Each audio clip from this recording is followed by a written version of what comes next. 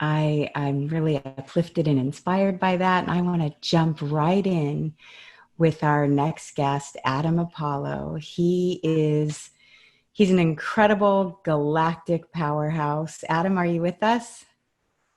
Hey there. Good to see you, Hey. Michelle. Wow, I love your background. Thank you. You're from Command Central, Galactic Federation of Light, right here in the house. It's one of the easiest ways to see what's happening on the planet. Got to have Yeah. that planetary dashboard.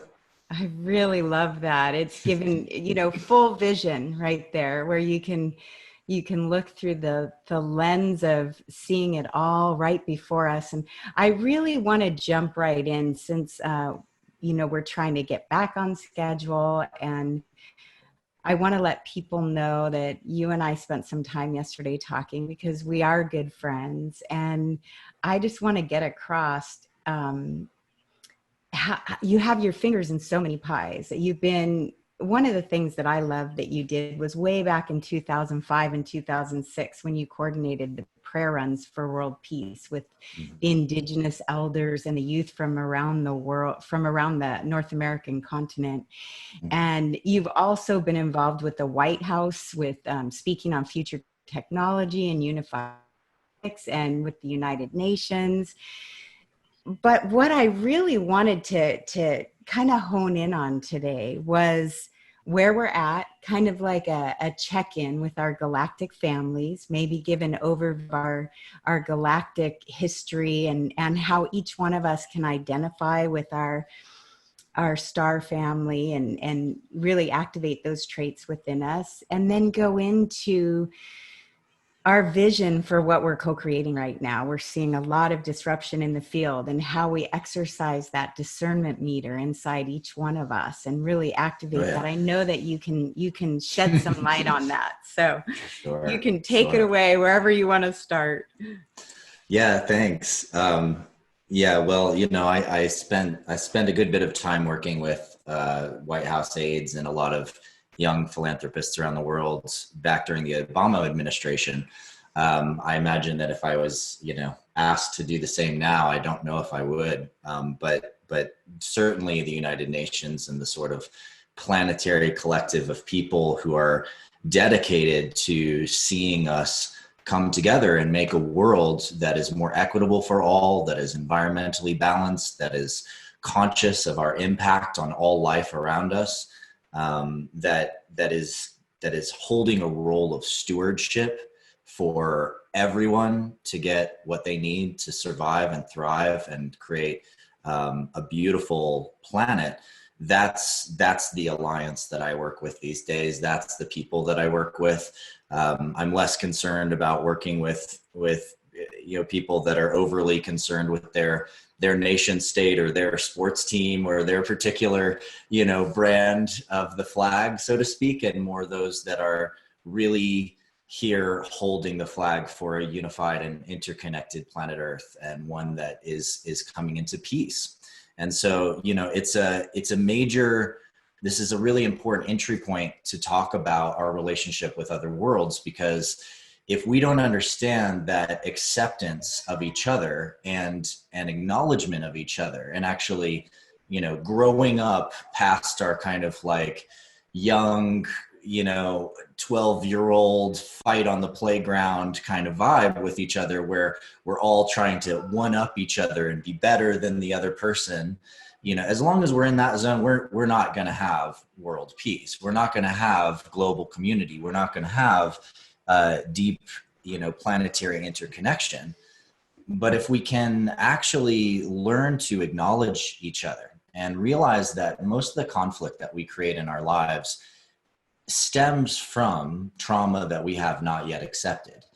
Most of the things that we attack others for are shadows that we have not yet integrated, right?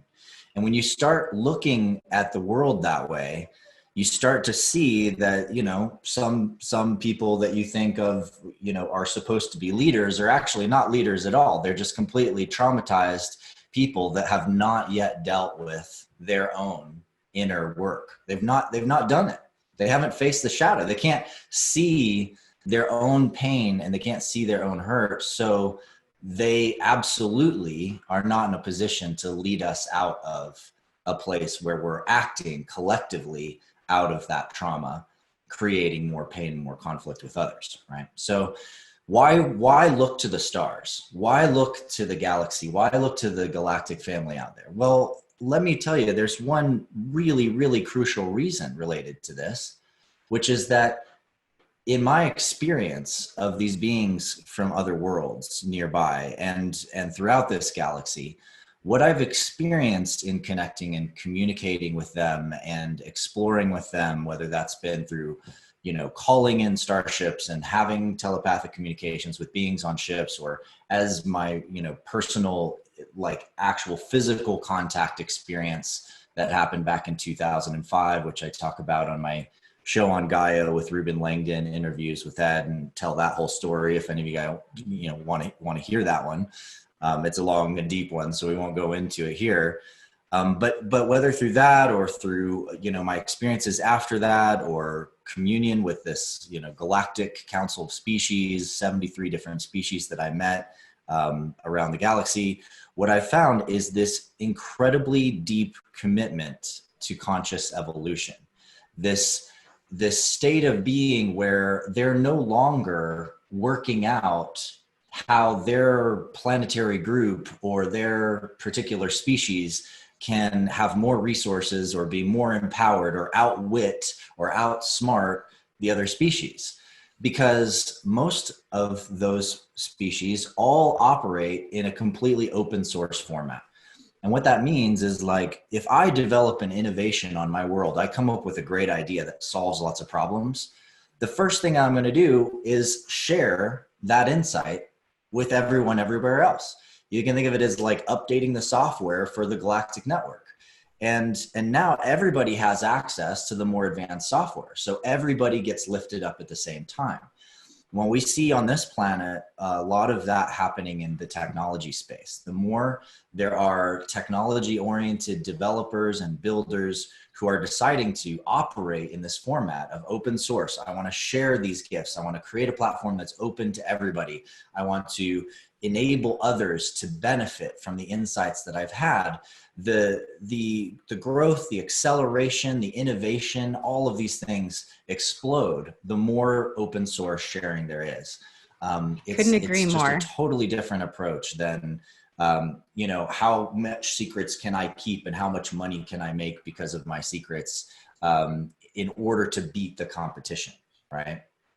I do feel there's a common thread happening throughout this whole summit of people talking about conscious collaboration and how, if we truly want our species to survive and thrive, we've got to all come together, even though we're different. We don't want to be robots. We free expression and honoring the divine in each one of us, and seeing more and more people come together for the greater good for all. You're hearing that more and more and more. People, if they're getting a message, instead of keeping it to themselves so they can make money off of it or so their ego thrives or any of that, to share it because it is universal knowledge. And that feels to me what will get us through this narrow pathway we found ourselves in, once we open ourselves up to intergalactic peace. But in order to have intergalactic peace, we have to find peace within ourselves first, and then, stream that out to our communities and to the world. And so I really feel like after speaking with you yesterday on the phone, I really was tingly for the rest of the night, feeling that you definitely have a strong message to share about unity and about visioning where we want to go. And also, reminding us of how we can tune into our own intuition from our galactic source, who give us an idea of what we're working with here in order to visualize what we want to see on Earth. Yeah. Well, one of the big, shifts in thinking that I think it's valuable for a lot of people to make is, just like in that meditation, you're working up and down your chakras, you're working with different layers, and you're doing that in order to, create and move energy in different ways and in different operations. Well, when we look at the galaxy and we look at the species out there, there's this very common kind of conception that all of these beings are like higher dimensional. They're not vibrating in the same way on the same plane. They're not visible in the same way in the physical, that they're more like spirits, right? In the way that we would interpret, like if you have an aunt or an uncle or a grandparent that passes away and then you're communing with that grandparent, they may come into your space and you may feel them, you may have an interaction with them. But that's a very different thing than when, your housemate walks into your space, or your husband or wife or your partner or whoever it is, right? There's a different level of interaction that occurs on the physical. And there's also a different level of concerns that you deal with, right? So if I'm talking with my grandma or grandfather who passed away, like I'm going to be more interested in the conversation that just has to do with like where his soul is at and like the guidance he has to offer around like my life and my living and my being, right? Now, if I'm talking to a species from another world, like, let's just really get this straight. I'm talking about a species on another world, right? So there's a physical planet around a physical star that has a being that's evolved on that planet and has gone through a journey of growth and evolution and learning how to work with that planet, right? And so by my communion with a being that has been living and growing and evolving on a planet and developed the ability to actually steward that planet going into the future, and then travel between worlds and connect with other planets and develop the technology to do this, the technology to have unlimited resources as they need to travel to different worlds, superluminal technology to jump across the galaxy so they don't have to take, hundreds or thousands or tens of thousands of years to travel because they're not limited by the light speed barrier. There is very specific contextual assistance that we can get from species like that can help us understand exactly where we're at right now. Because in this world, we're in the process of going to the stars, right? We're launching rockets into space, although we're still, as I like to call it, pushing pencils through the fabric, right? So we're basically taking giant bombs, lighting the fuse, and then we're riding the explosion of the bomb to push our way, trying to accelerate through the atmosphere and into space. Whereas, a lot of these other species out there, what they've figured out is that pushing through space-time is not the best way to travel. The best way to travel is to create an envelope around your craft that separates the internal space-time from the external space-time, allowing you to sort of slipstream through the fabric, jump to different locations rather than traveling through all the space in between, which creates all kinds of problems, time dilation, and et cetera. So if we start opening ourselves up to what is it that these beings have to teach us, each of these different species have different gifts to show us. For example, if there's life in the Sirian star system, there's 2 suns in that system. And the planet in that system is then thus, because of its positioning between those stars, going to have daylight most of the time for most of the year, except for one portion of the year when the 2 stars are kind of on the same side of the planet. So they're both on the other end. Then you're going to have day and night. But the rest of the year, just kind of like as we have summer and winter, and there's more sun in the summer than there is in the winter, if you're in the northern hemisphere, or the opposite in the southern hemisphere, then basically for them, you can think of it as, well, when it's summertime, there's actually sun in the daytime and there's sun at the nighttime, right? And so there's a key to this, which is about understanding how to deal with light, right? And understanding that light is this really important thing you have to learn how to operate with in order to be a living being on a planet and develop certain kinds of technologies and do these kinds of things. And there's also a reason why, those who have memories or connections with the Sirian star system feel like they lived in these massive tree cities and they have all these elven characteristics, because on a world where you get sun most of the time, most of the year, trees are going to be the most successful organism, right? So you have massive trees because they are just constantly absorbing that sunlight and turning it into energy. And it also protects other life forms because trees can protect other kinds of beings from the intense solar radiation and the heat and the light that's coming in all the time. And so as a species, you know, the Syrians developed this capacity to work with light frequency and to develop the ability to bend light, to work with light, and to use light in order to interact with space-time itself. Because when you really get down to the quantum mechanics of it and the actual structure of space-time itself, it's all just light. Everything's just made of light. All we're dealing with is this beautiful light lattice that is composing the universe itself. And really everything, all of empty space is full of this lattice of light, and gravity is just when that lattice of light is flowing or moving because it's in curvature. So right now you're experiencing yourself being pulled down towards the center of the earth. And that's literally because space-time has gotten curved so much around the core of the earth that it's causing an inward flow of that light lattice that you feel every time you relax your arm and you stick it out, right? And so for them, it's like learning, oh, that's interesting. So if it's just space-time flowing in one direction, if we change the way that light around my ship or around myself or whatever is interacting with that flow, I can change the way that that flow is operating on my mass and my matter. I could create a field where that mass or matter is not as susceptible to that flow of space-time and thus is free from that field of gravitation, right? So that's like a huge insight for the Syrians, and one that opens up to like jumping to other star systems and et cetera. And it can teach us a lot about thinking about developing new kinds of transportation here on this planet. Wow. That's just such a small, teeny little piece. We're just focusing on the Syrians right there. That is just infinitesimal little piece. I do see some questions coming in for you. And sure. Before we go on to some of the other things, I wanted to ask this question. Andrea Murphy asked, has Adam been given an indication when mass disclosure of these other species will take place and what that could look like?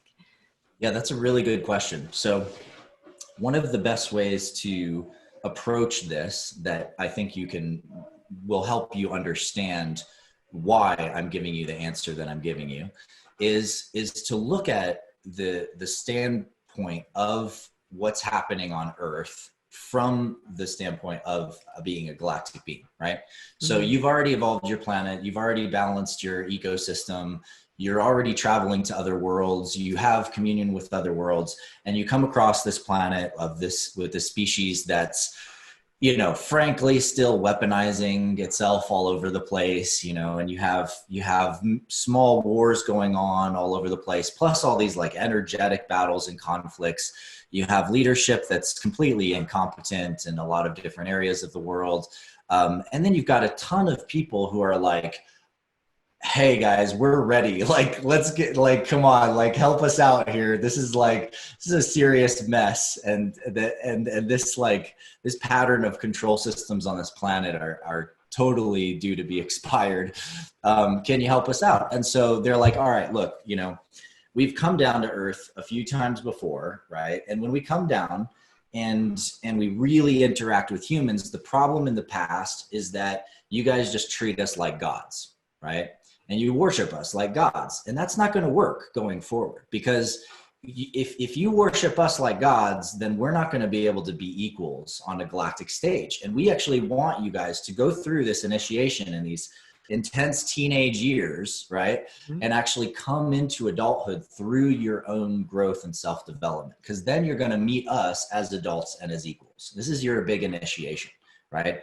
And so they're like, all right, we're not going to let you blow yourselves up. So don't worry about the nuclear weapons thing. Like, we'll show you, we'll shut them down. We'll do a bunch of shutdowns on a bunch of tests just to freak out all your generals. So they end up on Larry King Live and they're like, yeah, there was a ship and it flew around my rocket and I just saw the dang thing shoot a bunch of lasers and the whole thing came apart. And, you know, and so that people can feel a little bit more safety around that. Like there's this support, there's this backup. We're going to leave a bunch of geometric, amazing imprints, you know, on fields all over your planet, so that as you're getting downloads and as you're sketching and drawing and you're thinking about these new levels of technology and connection, we're there to confirm. We're like, yeah, check this out. That's exactly what we're saying. You're on the right track. You know, it's a nudge in the right direction.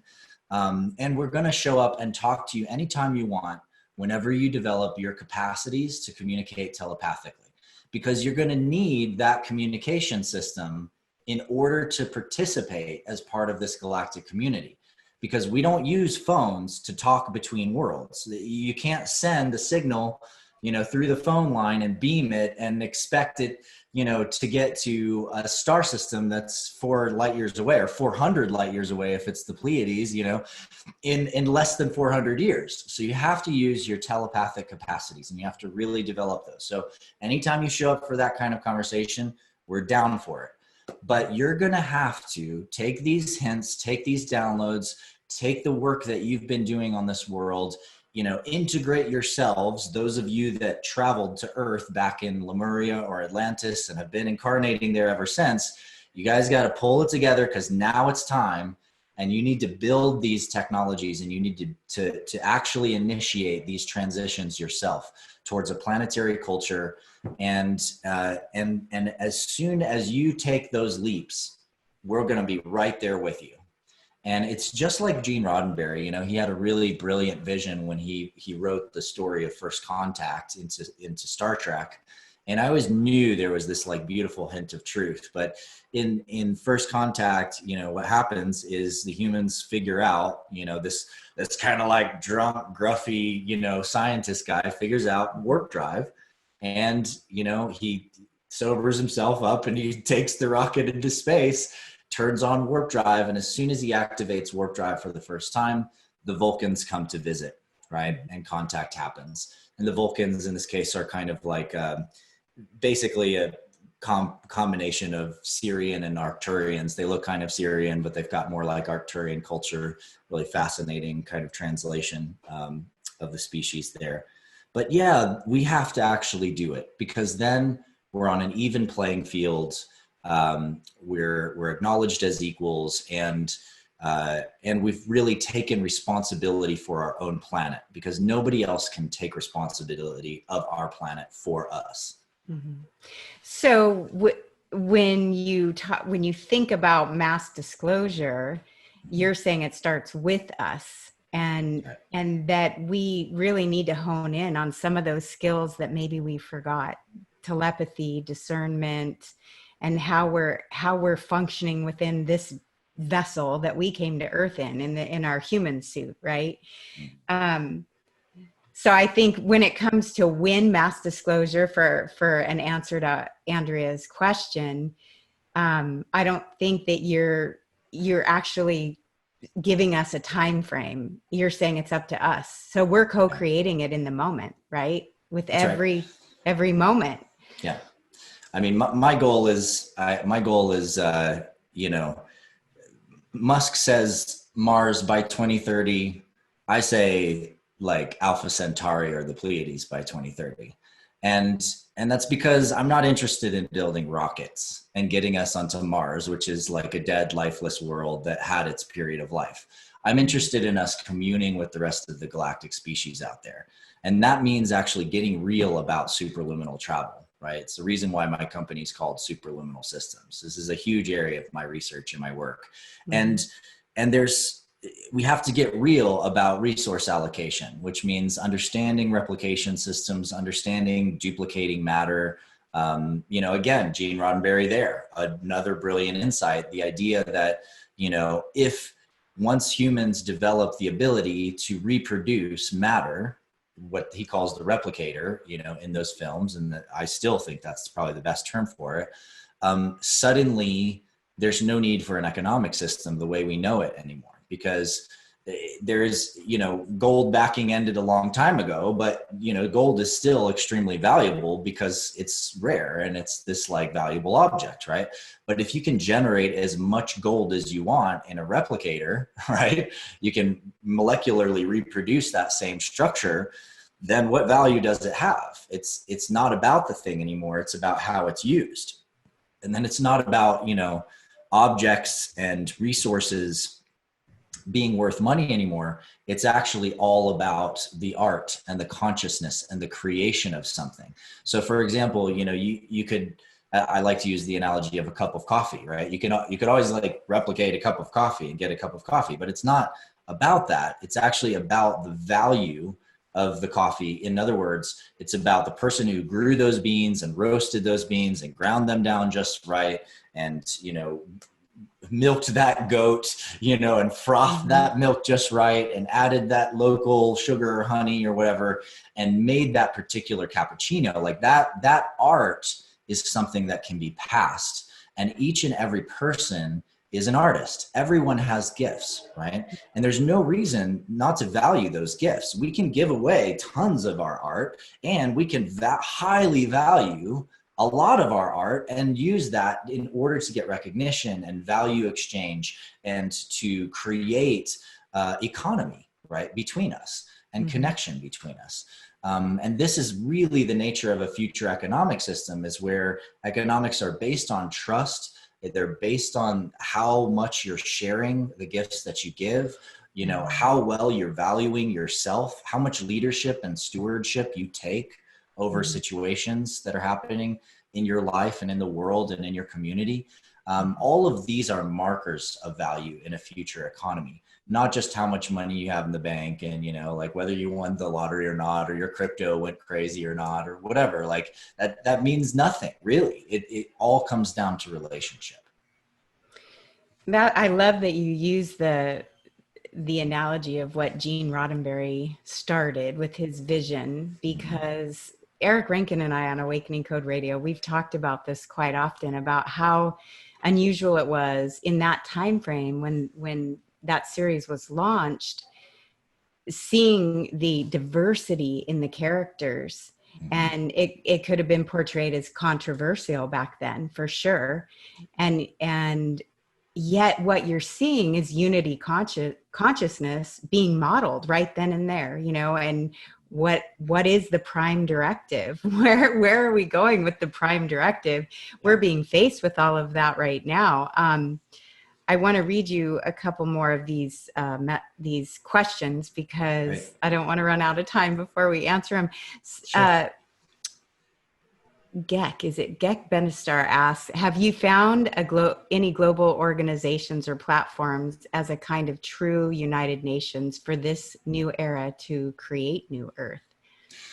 Yeah. So, the issue with just saying there's an organization or a platform is that, in my experience, I think people are kind of tired of the umbrella concept, right? Like, so the trouble with creating a unified coalition of organizations, which, believe me, I've been working on that for a very long time. I'm co-founder of Unify back in 2012. We've been trying to bring together organizations. We've had many iterations where we tried to unify all the projects under kind of one brand or one name. And the problem is it just like people's egos get in the way a lot, right? Because people want to have their own brand. They want to have their own name for it, whether that's, the New Earth Nation or the, Earth Sovereignty Corps or the whatever, everybody's, or Unify even, or Uplift or whatever, like everybody's got a brand, everybody's got a name, everybody's got a flag, right? And yeah, as Chris said, variety is the spice of life, right? So it's beautiful that we all have these different flags that we organize under. Now, the real key is not just being individual organizations, but being organizations in connection and coordination with each other, right? I feel like what you're talking about is exactly what Portal to Ascension and Disclosure Fest and Unify are all doing right now. Weaving together and showing that we're uplifting each other by all of us coming together, setting our egos aside, and really knowing that whatever we're co-creating right now is going into the unified field and helping to uplift what's happening rather than focusing on the things that weigh us down. And so many of our speakers are now really sprouting this kind of information because we're watching what's happening around us going, wait. Let's not focus on all the negativity we're seeing. Let's focus on how we can work together side by side, no hierarchy, no egotistical structure.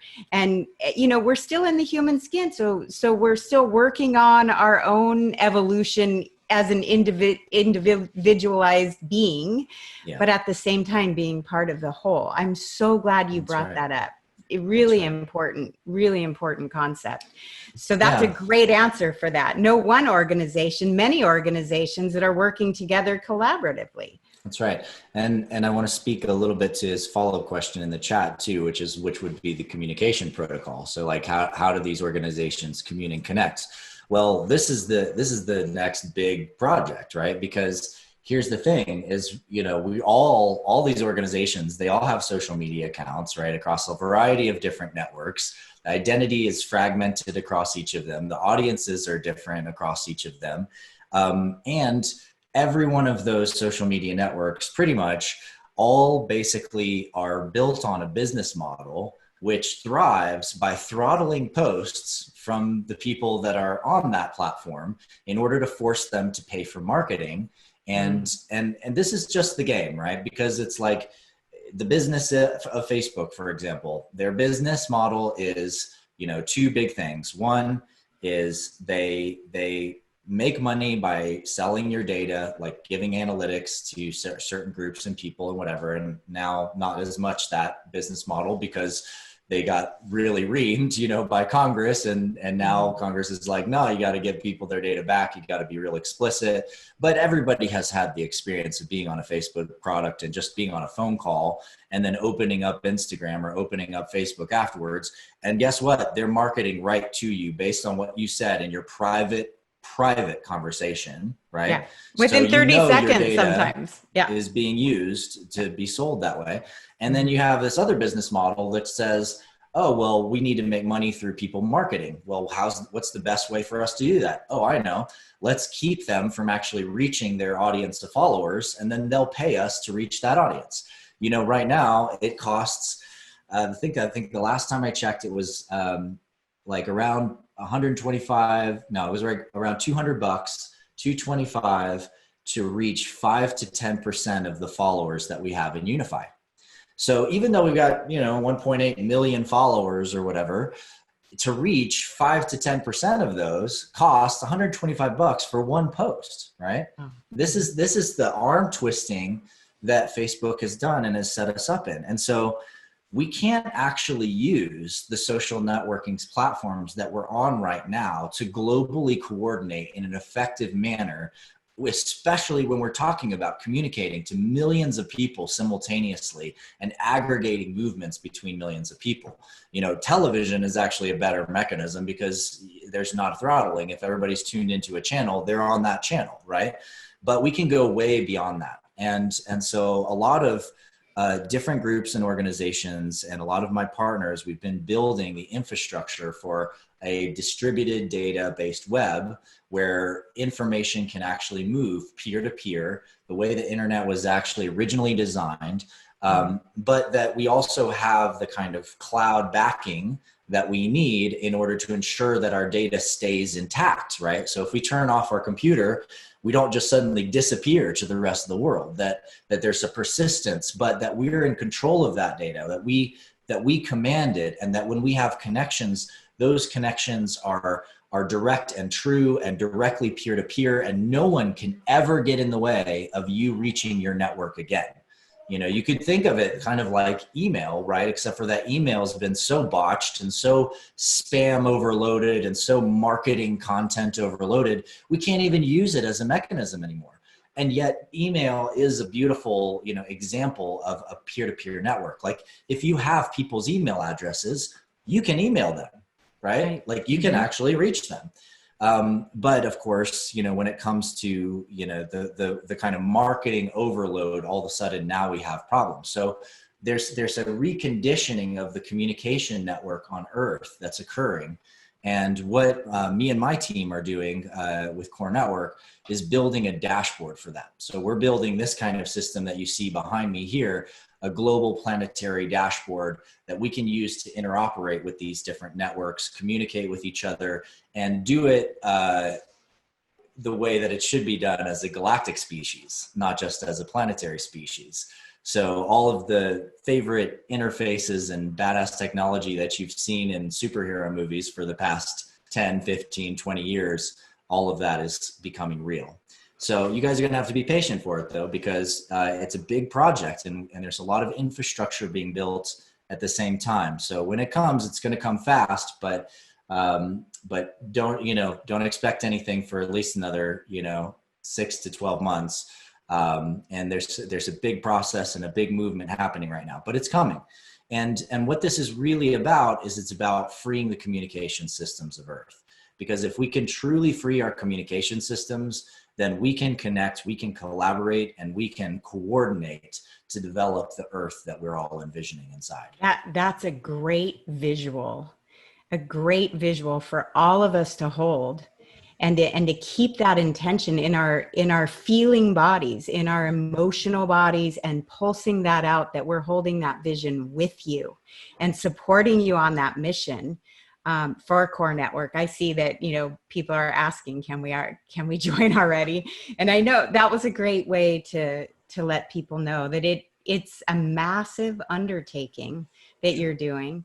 And there's a lot of sensitivity there, to keeping things pristine and in a beautiful container. And I ask all of our viewers if we can all hold that vision with Adam, that we're putting this project in a beautiful crystalline container so that it's protected and it's being energized by all the people who want to see this new way of communicating, where we all feel uplifted, seen, heard, felt, and held in our highest selves, where all of us feel that we're coming from a protected state, where we feel safe, I think that's a big element of what a lot of people are feeling lately, is that wonkiness in the field with our communication. So that was beautifully put. Thank you for that, Adam.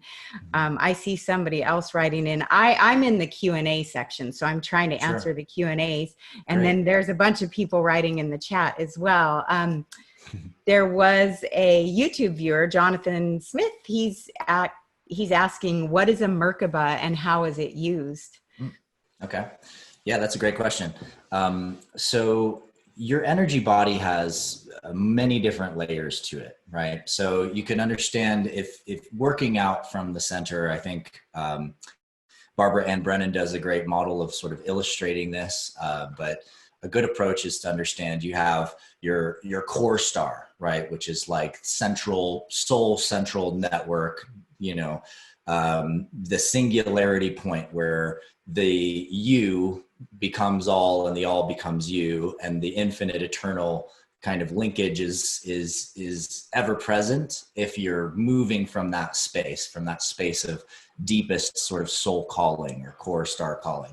And then you have the next layer of your field, which is where you have a vertical pillar that runs through your body, and you have a series of dantians, right? Mm-hmm. And those dantians, there's 3 primary ones in your system, and you have a bunch of minor ones. So you have a lower dantian, a central dantian in your heart space, and an upper dantian in your third eye, also sometimes called like the Om point, for example.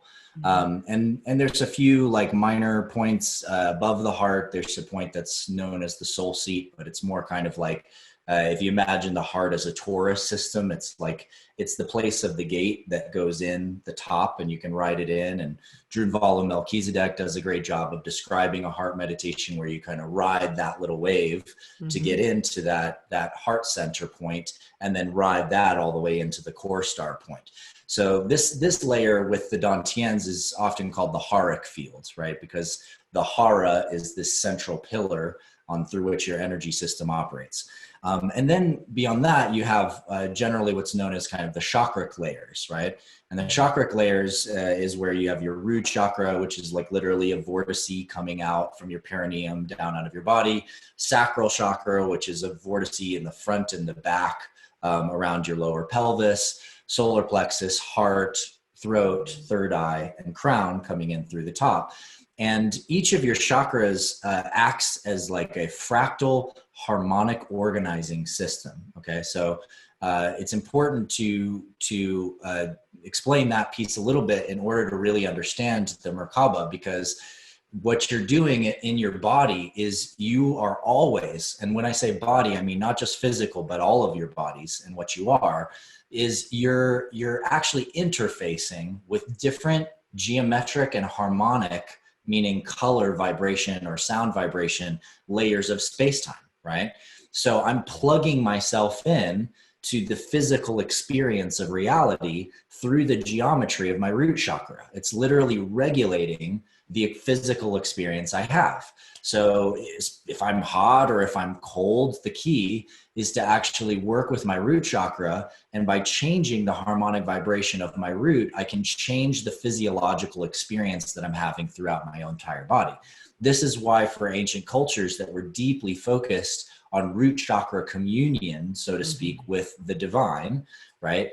They used fire, air, earth, water, and spirit, elementals, right? The 5 and the pentagram, which is very connected to the root, in order to operate and in order to connect with that system, right? And so each chakra plays this role in regulating. So root is physical, sacral is emotional, solar is mental, heart is interpersonal, and then the upper chakras deal more with our collective interface with others. So we have collective physical, collective emotional, and collective mental. And because of that, there's a ratcheting that occurs between the throat and the root, my inward physical experience, and my shared physical communion or communication experience with others, right? Or sacral, my individual emotional experience and or energetic experience, and my shared energetic experience, my empathy, right? My shared field with others. Now, the Merkaba is a structure that's generally seen as 2 tetrahedrons interpenetrating each other, forming a star tetrahedron-like formula in which each tetrahedron is spinning in opposite directions. Well, inside of our energetic system, the chakric system and the haric system interact through this sort of hexagonal geometry intersection. And when I say hexagonal, I mean upward triangle and downward triangle, right? Or upward tetrahedron and downward tetrahedron. There's a balancing operation that's occurring through the sacral, which is a 6-petal lotus, the heart, which is a 12-petal lotus or 6-6, and the third eye, which is an 18-petal lotus or 6-6-6. Interesting on that one, huh? Yeah. And also it's generally seen as 2 petals, right? And the 2 petals is 9 and 9. And then 9 and 9 form the yin and the yang, right? We look at the number 9, it looks like a yin yang, or 69 is like a yin yang, right? But it's a 9 and a 9, but it's 9 for the infinite yin and 9 for the infinite yang. But it's made of 3 6s, right? And so you have this individual orientation, a collective, interpersonal, shared orientation, like in your heart, when you feel someone, it's simultaneous and you're both feeling and experiencing as if it's you at the same time. And then third eye, which is like, I'm feeling me, you're feeling you, and I can see what you're feeling and what I'm feeling, and I'm able to discern and differentiate between the two, right? So these are the main operator locations, and they also rest over those haric line dantians. And so these are the piloting systems for the spin of this larger field that we call the Merkaba. So by actually connecting to each of these 3 pillars, you're linking the upper sort of vertical ray coming through your field with the lower vertical ray that's going upward. And you're establishing through the mind positioning within that ray field. You can think of it as a cone, but we're establishing positioning, which we're triangulating in order to let our triangulated chakric systems operate those triangles and we spin this upward triangle and we spin this lower triangle. And as we spin it and it reaches different harmonic states, it changes the way that our entire field and our consciousness are operating with the surrounding space-time. And so when you get it spinning at the right kind of rates, and as I experienced back in 2005, my first extremely powerful astral travel experience where I literally portaled out of my body and shot through a stargate and met all of these beings from around the galaxy happened because I was literally running across the desert and spinning up my Merkaba, and I got it spinning to this point where it was like every part of my system came into high level harmonic communion, and all of a sudden I was able to just like shoot out of my body. And then I was able to sustain that connection so that when I was brought back down into my body, I was both experiencing myself standing on the ground in the desert, as well as being in this astral council chamber and still being able to literally see with my physical eyes the beings that I was communing with from all over the galaxy. And so it's like the Merkaba is designed in a way to help you bridge higher level, operations in your field with lower level operations. So your physical body and emotional and mental body can more easily interact with collective bodies and astral fields, spiritual causal templates, catheric template, et cetera, et cetera. That was the best explanation I have ever heard. Seriously, like a lot of people talk about this, but the way that you language that, I think we all really got a visual. I see Sparkling Light is writing, wow, a most excellent explanation. Adam, absolutely amazing. People are really writing in and connecting and also putting links to your some YouTubes of you. Thanks, so you guys. Really appreciate it. Great. Thank you so much to all of our viewers here. I'm seeing 222 on my computer, 1222 here in California, and we wanted to wrap up by 1225. So there's so much more. You are so multifaceted. There's so much more we could have gotten into, but why don't we end with how people can find you? Or maybe give one more little message about, because we didn't really talk about that discernment meter that you and I talked about yesterday that was so important to us yesterday while we were talking about, our feeling body and how to exercise that muscle inside of us with everything that's going on right now. How do we bring it back to self? Yeah, well, that's a deep one, and we didn't go there, but it's a topic that really deserves, I think, more time than we have right now. I'll just speak really briefly to it and say that in the stages of our opening and awakening, the first stage is really about breaking out of the conditioning that we've been in before, which requires us to be extremely open and start receiving information from all kinds of sources, right? And that often means that we're just taking in the deluge, right? And the deluge of all of the stuff that's being shared out there, to be honest, we're still in a situation where there's a lot of truth being shared from a lot of fronts and a lot of people that have direct, real experiences that are happy to share about their own experiences and are happy to admit their faults and their weaknesses and their challenges, and that really shows us more about who they are as people. It lets us trust them. And then there's a lot of stuff that's coming in that doesn't have that accountability. Right? It's anonymous. It's hidden behind a field. You don't know exactly where it came from, but some secret information has some secret bit of truth for you.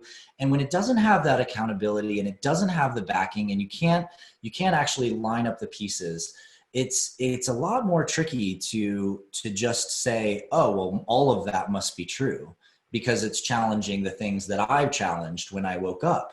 And this is where that big opening process needs to start kind of coming in. And we need to start actually building better discernment and boundary conditions around how we test information and we test truth, right? Because you got to fact check, right? You got to test things, because I promise you, like, the stuff that's really true out there is true across the board. In other words, the truth is self-evident. It's self-referential. It shows up everywhere and everything.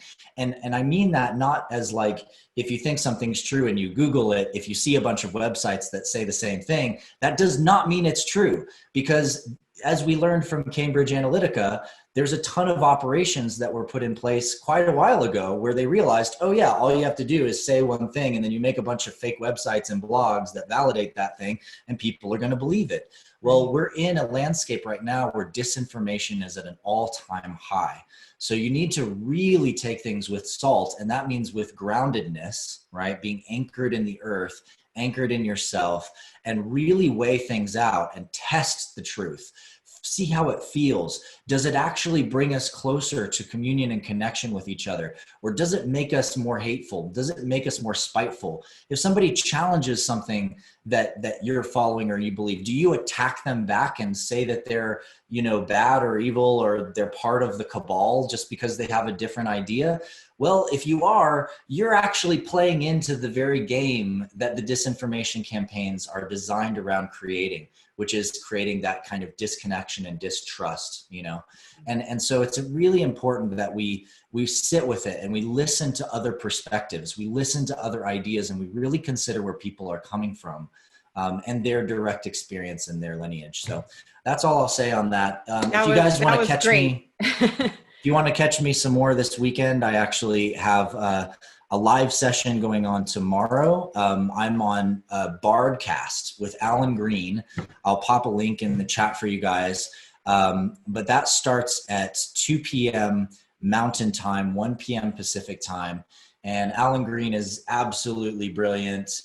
He's decoded the work of Shakespeare, found that it's all encrypted, found that the Great Pyramid of Giza's mathematics are hidden inside of it. And there's so many interconnections between our work, and we're going to just have a blast. And it's going to be, several hours of humor and ridiculousness between Alan Green and I downloading the truth of the universe. And then tomorrow after Bardcast, I'm back here on Portal to Ascension on a panel with Grant Cameron and JJ and Desiree Hertak, two of my heroes. I have the Keys of Enoch in this lab here, and it's one of my most precious books. And I believe that panel starts at 5:20 p.m. tomorrow. 6:20 Mountain is where I'm at. So I hope you guys come and check me out tomorrow. Come join. We're going to have a great time. And you can find me on Bardcast at Bardcast on Facebook if you search for events. And it's a live stream there.